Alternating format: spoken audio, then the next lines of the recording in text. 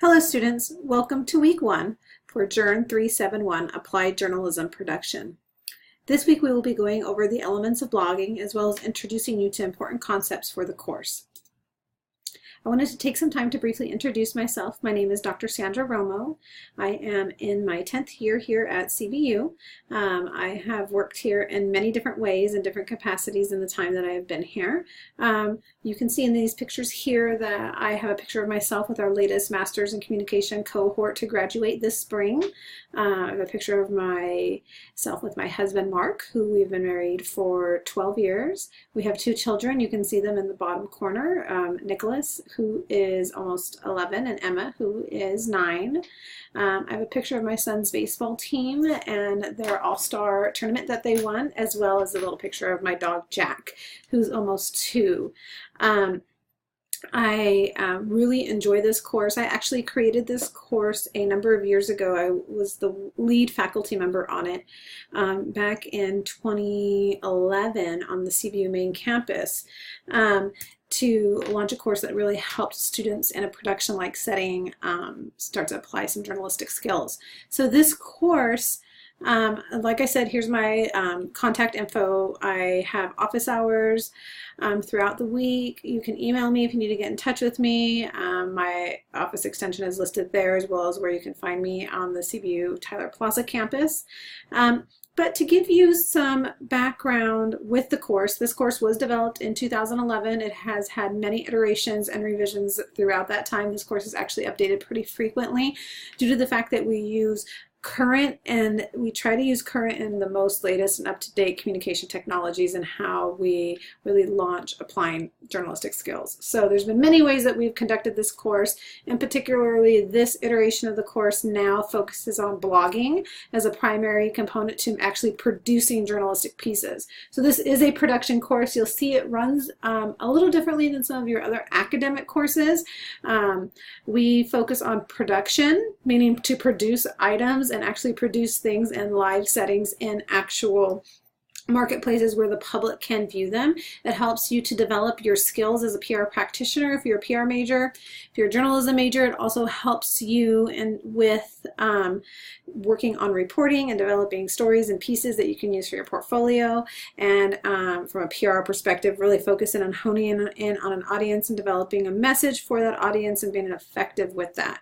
I want to take some time to give you a brief overview of the syllabus. This is obviously not the syllabus itself. It is complete in its complete form on Blackboard.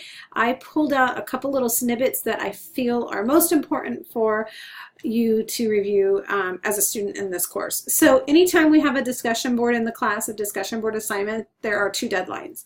Your actual answer, your response to the post, meaning your actual assignment, is due on Friday, and any reply posts you have are due on Sunday. You must always at least reply to 2 students unless it's otherwise noted in the directions. Usually it very seldom is outside of the 2 replies, but it is encouraged that you engage with your other course mates in the course frequently. The minimum requirement is 2, however, an exemplary or an above average or advanced score has replies that are more than 2. So keep that in mind. Do refer to the syllabus for week 8 deadlines. In fact, since we're in week 1 now, I would make a note of the week 8 deadlines in your calendar, set an alarm or a reminder on your phone, or do whatever you have to do to remember the deadlines for week 8, because the last week of the course usually ends on day 5, which is a Friday of that week, and we do not have the weekend to complete the work in week 8. So everything is pushed up and due during the actual week for our week 8 assignments. So please, please, please keep that in mind, as the course ending date really does impact how you complete your work in the last week of the course. My particular, as you know, on the Online and Professional Studies division, we all professors have their own prerogative when it comes to late work. My personal late work policy is that I don't accept late work under any circumstances. So please plan accordingly and ahead for all situations that could prevent you from submitting work on time. With that, that doesn't mean that I will not work with you if you provide advance notice. I do not accept any work under any circumstances after the deadline for the assignment. However, I'll repeat this again just to kind of clarify. If you get in touch with me, say you're having a surgery or you have a prearranged work trip or something like that that may impact you turning in work in one of the weeks. We'll say week 3. If you reach out to me ahead of time, we can make arrangements for you to turn that work in before the deadline, and that it will give you the opportunity to not miss the deadline. So I will make arrangements like that as long as you contacted me prior to the deadline for the assignment, and it gives us ample time for you to still submit the work before the deadline. Anything after that deadline is a hard and fast rule. I will not accept the assignment. This is an accelerated course, so we are completing 16 weeks worth of work in 8 weeks. So we're roughly, each week of class for us counts for 2 weeks of class in a typical semester. So CBU runs on a semester basis. You're completing these courses every 8 weeks, so you're completing your coursework in an accelerated format, which is wonderful. However, to do that, we're still as professors required to give you the 16 weeks worth of work in that 8-week plan. So with that, I really can't accept work that accounts for 2 weeks worth of work in the semester once it's already been late. I do expect you to view all lectures, so including this one and all the lectures and videos that are posted within the module. Lectures are posted usually on the first day of the week that we are in. So do keep that in mind. I do have important information in those lectures, and anticipate that you do view those lectures so that you are able to understand what is expected of you. So just reading the assignment instructions alone probably will not provide you with enough information to completely understand what I'm expecting of you in that particular assignment. So keep that in mind. I am expecting that all assignments cite outside sources and things like that. The only exception to that would be with our blogs. You will need outside sources and references to support some of it in a journalistic perspective. However, it may not be as academic in nature when you get to the production aspect of your blogging. Some things to expect. So the way I lay out my courses are in a read, watch, complete format with your weekly agenda. This is not our course. This is a screenshot of just a sample course to kind of highlight some things for you. You'll see what you need to read, what you need to watch, and what you need to complete in the weekly agenda within the learning module for that week. You'll find all of my lectures posted in the My Announcements section of Blackboard. Once a lecture is posted and deployed, it will be emailed out to you as well. However, you can always access it. They're never deleted throughout the time in the course in the Announcements section on Blackboard. Keep that in mind. If you're within a learning module and you're not sure how to get back to the My Announcements section, you can click the Home link, and the Homes page will default you to the My Announcements section. Once in a while, you will need to click the More Announcements link in the My Announcement box if the lecture you're trying to view is more than 7 days old. I wanted to take some time to show you how to access instructor feedback. For some of you, this may be routine. You may already know how to do this. For some others of you, this may be one of your first courses, or you may not be as familiar with how I utilize feedback in Blackboard.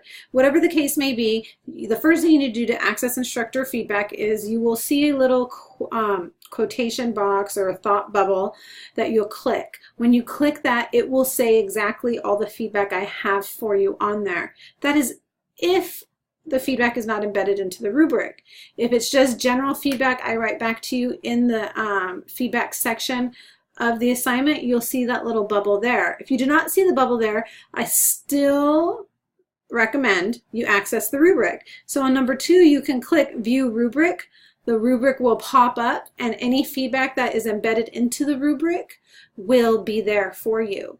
Now, I typically save the little thought bubble feedback for very important information I need to give you about your assignment that is above and beyond what is already listed in the rubric. So you'll see that oftentimes if you're scoring exemplarily, so you're scoring A's on most of your assignments, you may not see a lot of feedback in the thought bubble because you've already earned something above the average score, which is a C. So if you're getting a B or A, you're already above average, you've already met the minimum requirements for the assignment, you've already gone above and beyond what is expected of you. However, if you hover around that 70% mark in your assignments, you will need to click the View Rubric as well as the thought bubble to see your feedback, because that means that you are doing something that's subpar.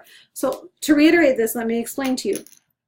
The minimum requirement that you should be expected of is the 70%, the C, the average range. Anything above that shows that you've gone above and beyond what is expected of you in the assignment. Anything below that shows that you have missed something significantly. So please keep that in mind as you're accessing feedback and grades and scores. Do know all grades are updated within 1 week of being submitted as per the OPS grading guidelines. So if you submitted something on Sunday, and the deadline for that assignment is on Sunday, you will have all feedback back to you by the following Sunday. So keep that in mind. It is by the deadline for that assignment, you'll get the grades back within 1 week. Normally I do post grades by Friday. However, sometimes it just depends on the size and the breadth of the course. That can vary significantly. As we look at our weekly agenda for this week, you'll see that we are reading chapter 1, 2, and 3 of our course text, the blogging text. We are watching videos on how to start a blog, uses and gratifications theory, blogging mistakes. We're completing our first discussion board number 1 on Friday with replies due on Sunday, as well as journal number 1. You'll see that as we're working through our week 1 module, we are trying to accomplish 3 things. There's 3 objectives we're trying to meet. We're trying to explore in our discussion multiple perspectives of bloggings and what blogs are. We're also going to summarize different ways to start writing a blog, and we're putting a plan together to complete coursework this term. You'll see that they relate to course objectives 1.1 and 2.1 in our course syllabus. So journal number 1. This term you're completing 3 different journal entries that require you to plan, monitor, and reflect, as well as at the very end, evaluate your progress within the course. This idea relates to metacognition. Metacognition deals with thinking about your learning and how and what you're learning within the course. You'll write a 2-page essay that prompts you to support your metacognition or start to think about our learning. So we're now thinking about what we're learning and not thinking about how we're learning rather than what we're learning, I should say. So what you'll do is you'll use this prompt for journal number 1 to help you. This week you're going to write a 2-page APA essay that provides a reflection on your initial thoughts about the course content. So I'm not expecting you to be a master at blogging. I'm really not expecting you to know much about blogging than besides what you use blogging for in your personal life. So if you happen to be a blogger, that's great. We'll be able to utilize that information a lot better and be able to use it in a very comprehensive way. However, if you don't know anything more about blogging than reading them, that's all that I expect from you. I will expect you to have some knowledge and some background in journalistic writing. That is more of a prerequisite for the course. If you don't, that's okay. You will have some remedial work you'll need to kind of do on your own to go back and accomplish that, but you don't need to stress about it. So I'm looking at what your goals are for the course. How much do you already know about it? How much do you not know about it? Why is it important to learn materials from this course? How does it relate to your success? This course success relate to your career goals? How are you going to actively monitor your learning? And what do you want to learn from this course? And what is something you want to be able to accomplish by the end of the course? So this is all reflective. It does not require you to use your course text. I'm looking at what you already know about the course content so that I can find a way to better serve you and that you can start thinking about this material in a new way.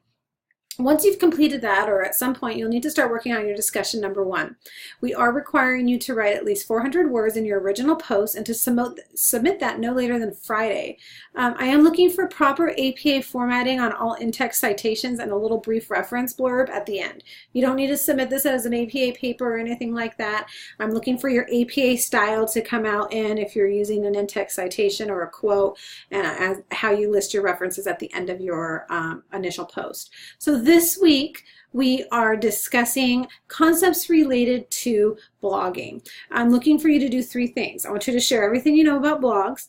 I want you to tell me if that's from a personal or professional perspective.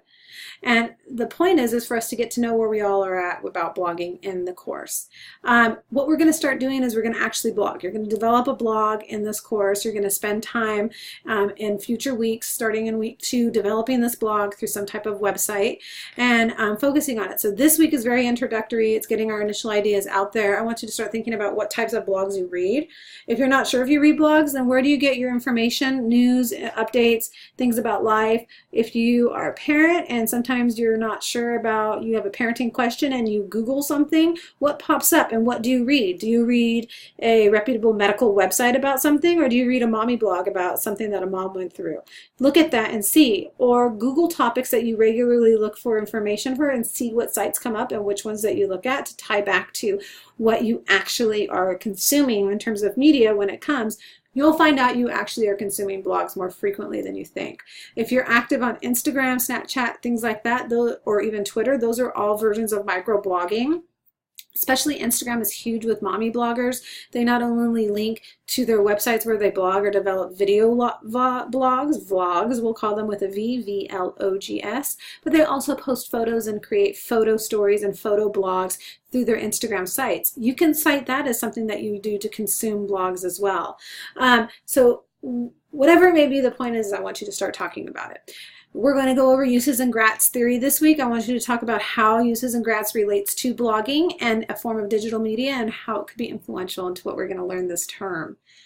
With that post is due on Friday and your replies are due on Sunday. That'll give you 2 days or so to go through and really mull over some of the information your peers have taught and discussed and really come up with some good posts to reply to them. Now I want to spend some time looking at blogging basics. You'll find that the first 3 chapters of this book go over models of blogging, what you need to know about blogs, and more importantly, how to start a blog. So effective blogging consists of 6 things. Not necessarily they're limited to this, but 6 things that we're going to talk about. The focus of your blog and the focus of your audience. It's important that effective blogging has an original focused topic, has a clear headline that draws readers in, uses good pictures or graphics, includes tight writing, has similarities to good journalism. It's really important that you keep the focus of each post narrow. Don't try to say too much, stay on point. Remember, one huge concept in journalism is writing utilizing the inverted pyramid in your mind, regardless of how you structure your story. The inverted pyramid is just an upside down pyramid with the largest portion of the triangle on top, so the base, and then the point of the triangle is on the bottom. You put the bulk of the most important information at the top of your story, the beginning of the story, with the idea that the reader will stop reading at some point. That stays true. That was a very very big concept and very huge within print journalism that still applies today in utilizing digital forms to communicate and write and present information to our readers. They will stop reading at some point. So don't put the most important information at the bottom of your story, put it up at the beginning of your story. With that, write short headlines that summarize and sell your piece to the audience. As a budding PR practitioner, you should be a master at this. Your headlines should draw the reader into the post. They should be clear, they should be clever, and they should engage with them and make them want to read it further. Not only that, if you link your blog back to Twitter, back to Instagram, or sync it to Facebook, the headline, the short summary headline that you have up there is what's going to come up in the post. Not the entire blog, but that little lead-in. And so that's why you also want it to be clear, clever, and draw the reader in. You want them to click it and go to your website and read that further. So keep that in mind. Write in chunks. Keep your paragraphs short. For some of you that have not had a lot of experience in writing journalistically, journalism is the land of one-sentence paragraphs. We all have learned back in our grammar school that a paragraph is a complete thought that we are drawing out over multiple sentences. Well, in journalism, that still is true. However, a paragraph can be 1 sentence if it's an effective thought and we're moving on to a new concept. So keep that in mind. Reading off of computer screens take about 25% longer than reading from a paper, so you're more than likely to lose your audience more quickly than if they were reading your story on a piece of paper or in a book. Keep that in mind. Put the most focused, original, clever information at the beginning. We're going to be writing an active voice on our blog, subject, verb, object, verb, power sentences, utilizing active voice, not writing passively, being active in our communication, leading them in through that type of information, and writing from that perspective. If you're confused or want help and tips on active writing, our textbook has a lot of that. You can also reach out to me and I'll point you in the right direction to find some of that if you're not quite sure or it's been a while since you've done that.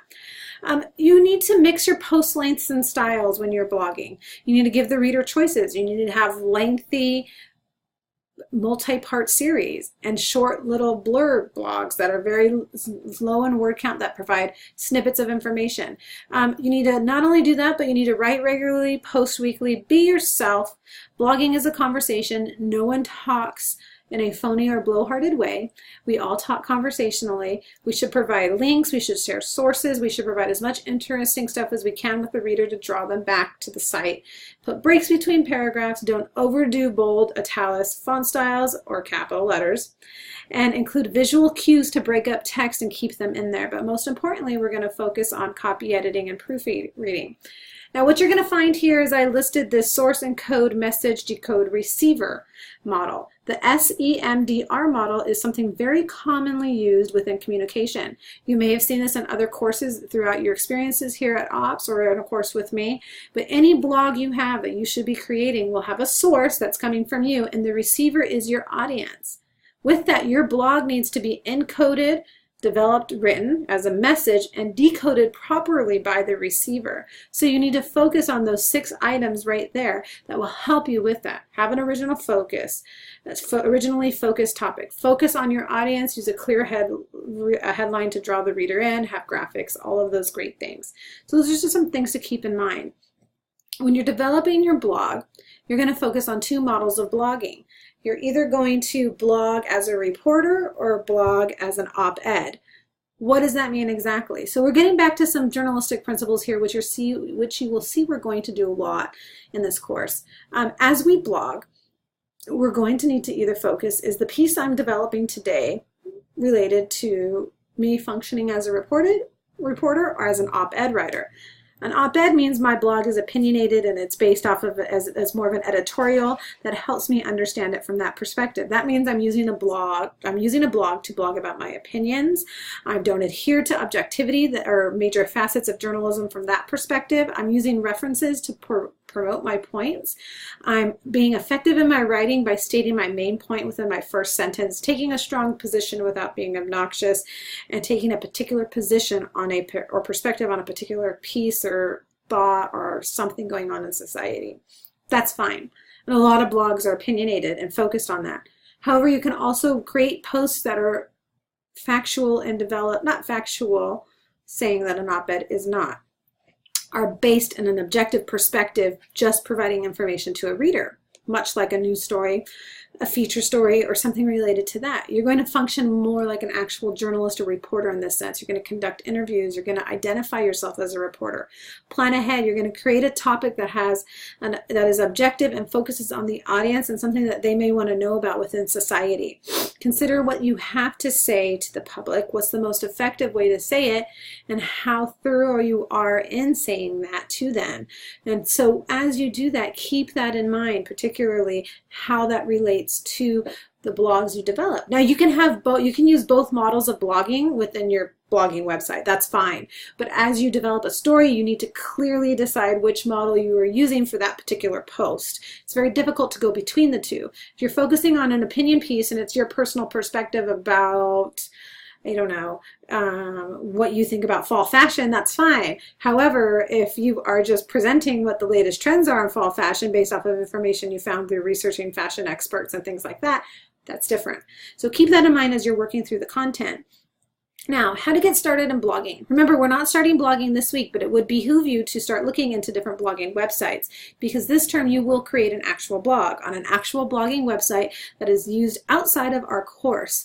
Most commonly, many people use WordPress or Blogger. Most recently, I've been using Weebly. I like the way it functions better, but that's up to you. If you want to use something outside of that, that's completely fine. You just need to use something that works, and you can hyperlink it back to your Blackboard site when you submit your blog post for grading. You will use this as a way to start discussing with your audiences about a particular topic. Keep that in mind. Start thinking about what you want to blog about. Not only that, start thinking about how this could potentially build your brand. if you're a journalist or a reporter or desiring to get into that profession, or even as a PR practitioner, if you want to get into fashion or entertainment PR, then you need to be blogging about it so they know that you know the industry very well. As well as if you are a PR practitioner, you need to be able to sell it and be able to connect with your audience. That's what you'll be doing as a PR practitioner for your your clients. So keep that in mind. You need to also think, am I ready to spend a lot of time with this topic? You have to select something not only that you're passionate about, but you're willing to spend multiple hours a week. Blogs take a lot more work than you think. Your topic should be something that is not only interests you, but about which you are eager to learn more about. Also, how many posts can you get out of this topic? No matter how much a topic interests you and no matter how much you already know about it, you may quickly and surprisingly quickly feel as though you're running out of things to say. So pick a topic that will provide you with a wealth of material and be prepared to put the time in to research it this term. Make sure you're committed to it in that sense. Make sure you're setting time aside to blog. I would encourage you at this point to start making a list of topics that you could blog about. Save that. Add to it frequently, use it. Consider how you're going to build an audience. A lot of people are using social media to link back to their blog. So they're very active on social media. Sometimes they're active on social media daily and frequently throughout the day to link them to one blog post per week to generate that views so they can build their brand in many different ways. So spend some time thinking about it from that perspective.